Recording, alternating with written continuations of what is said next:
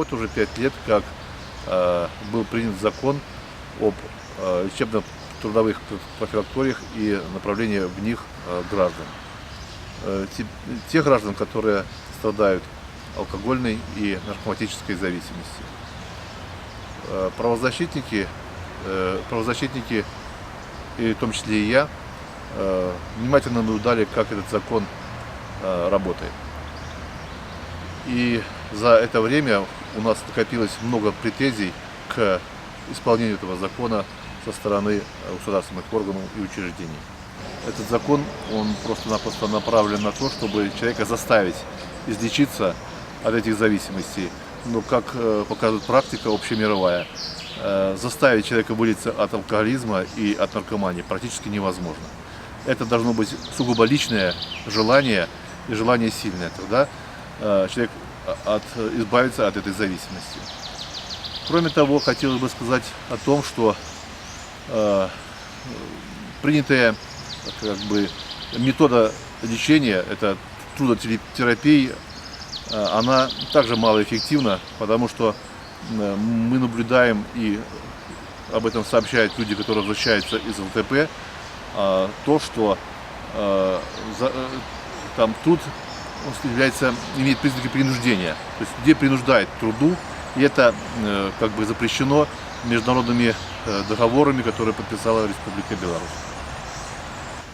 Государство видело в этом какую-то свою выгоду экономическую, потому что обычно, как мы смотрим на суды, обычно туда направляются в большей степени. Это мужчины, молодые мужчины, которые способны работать физически.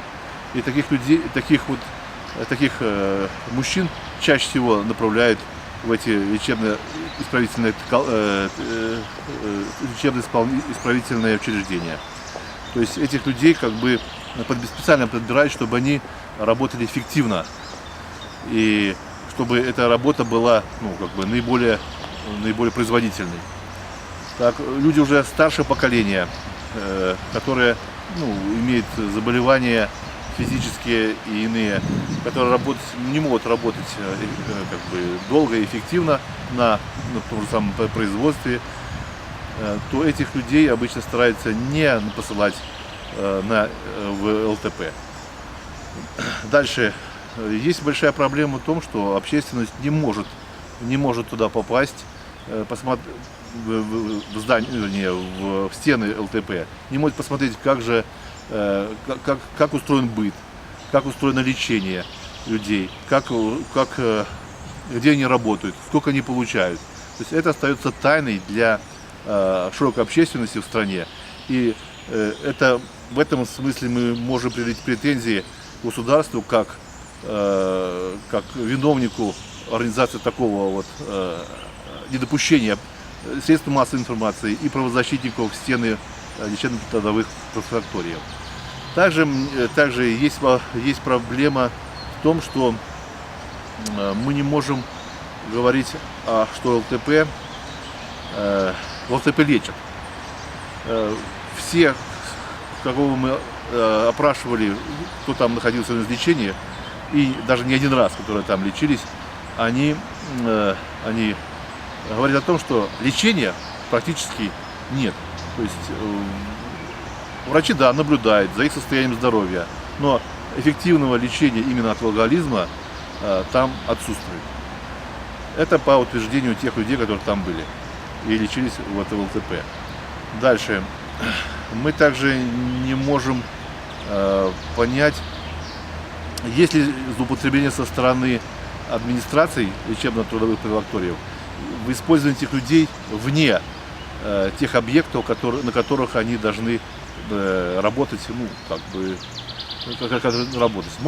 Возможно, из-за того, что закрыт доступ в ЛТП, что этих людей используют не для своих личных целей, скажем так. То есть на строительстве каких-то дач, каких-то домов. Правозащитнику беспокоит та ситуация, которая возникает после того, как человек выходит из ЛТП.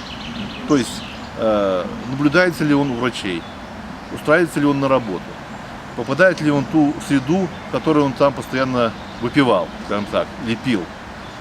Дальше. какова частота возвращения людей в ЛТП. Для нас это тоже становится загадка.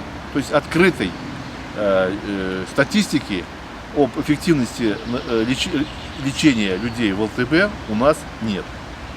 Поэтому мы можем, и я, как правозащитник, ставим большой вопрос об эффективности такого способа лечения людей в этих учреждениях.